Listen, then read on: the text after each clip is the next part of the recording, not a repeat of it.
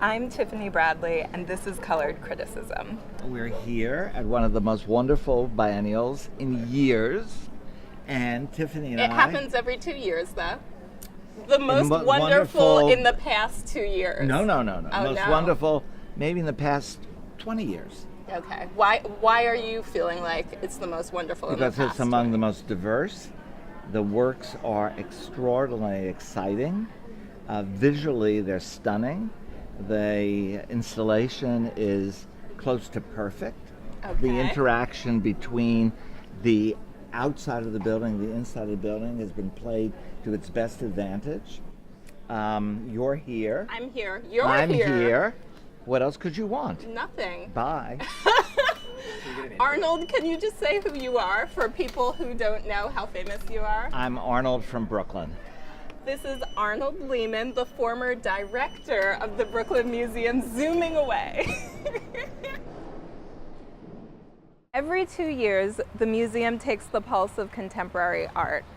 Over 70 artists and collectives are featured in this year's biennial. In the lead up to the opening, there have been weeks of protests against the Whitney's board, organized by Decolonize This Place. Whether it intended to or not, this year's biennial really lies in the hot spot between art, politics, and philanthropy. The High Line is above us, the Whitney is in front of us, and I've got my art clothes on, so let's go. I'm Tiona, Nekkia, McClodden, living and working in Philadelphia. My work is in the Whitney Biennial. Tell us about the Yoruba influence in your art. This installation piece is the first time that I get to, I think, bring together my spiritual work with the actual work that I make.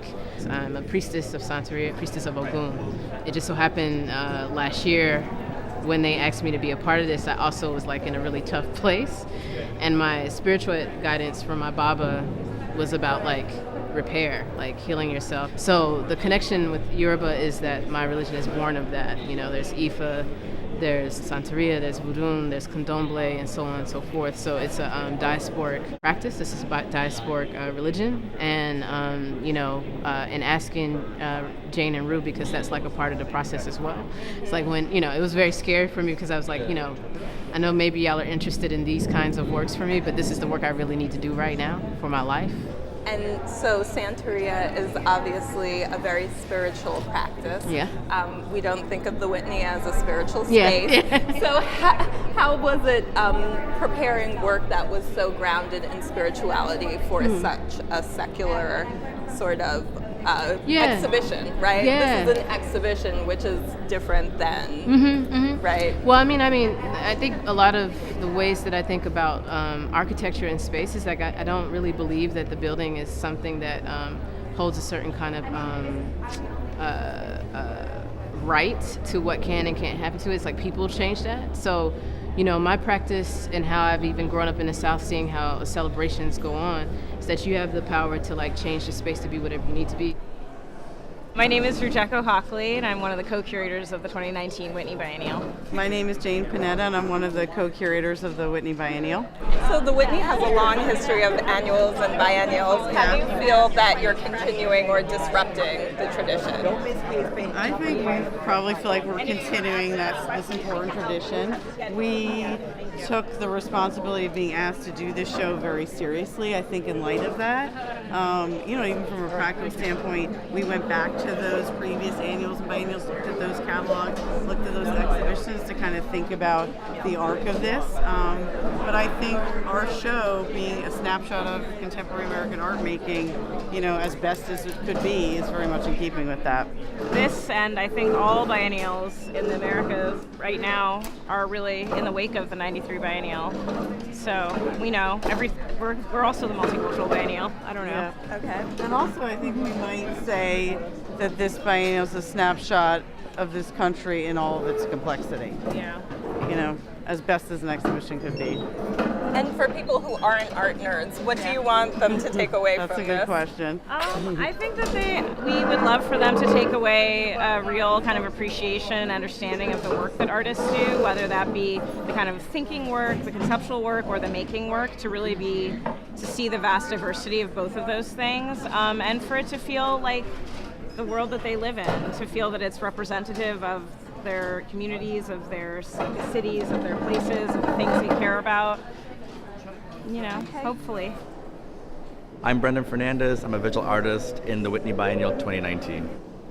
My work deals and looks at like the criticality of the body in ballet and the very specific kind of body that you need to have in ballet. Like, I'm a former ballet dancer, and so I kind of think about the kind of ideas of masochism, mastery, and the form that we take to create our dance form, our technical bodies, our trained bodies. So when I'm casting, I don't want to like create the same stereotypes. I want to break those things. I want to be critical within our system. And so I always ask my dancers to, self-identify. I want queer bodies. I want bodies of color. I want to make it like diversify it. Here you have dancers that are like the proximity to me, to you, to them, to us is different. You can hear them breathe. You can hear them you can see them sweating. But also, we're giving them, chances where they're dancing, where they're thinking, is this dance? Like, they're standing still. Stillness is an action you don't see on stage. As part of the exhibition, Forensic Architecture has a graphic and video installation detailing the use of tear gas supplied by Safariland around the world.